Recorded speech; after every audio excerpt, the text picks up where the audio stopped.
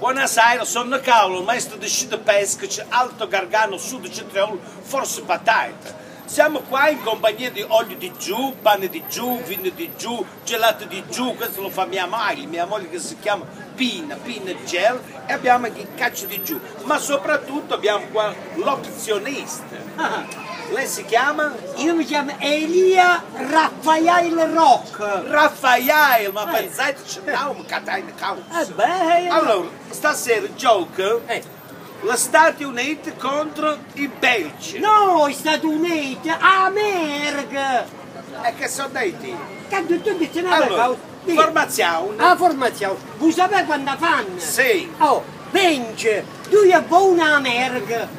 2-1. America, Sì. però ci stiamo attenti per la Belgio, Segni, circa chi da America. E che è giapponese, giucachis? Sta scritto qui, danno un passaggio Dandins. Ah, danno un passaggio con la macchina. Sì. Ma non fai, Boulange. Poi un Belgio segna, tu Belgio segna Martensen. Martensen, sta scritto Martensen. Vabbè, allora, 2-1 America contro il Belgio. contro il Belgio. Questa è la sua opzione di Raffaele. Bravo. Ma questa sera qui abbiamo pure il presidente della rete locale di qua, di Peschici. Abbiamo il signor... Il presidente della rete di giù. La rete di giù. La rete di giù. Vedi che tiene un pezzo di Ma Che è? uno stozzo di mortadella.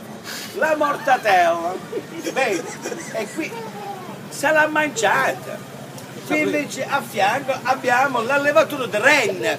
Qua ci sono la Biter, Fauge, che non si intende di calcio, però lui fa l'allevamento di renne con le slit.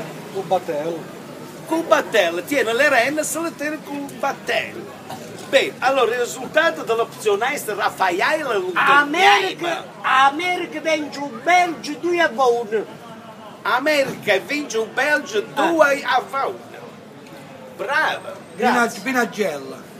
Oh, un saluto da Peschici e da tutto quanto Peschici.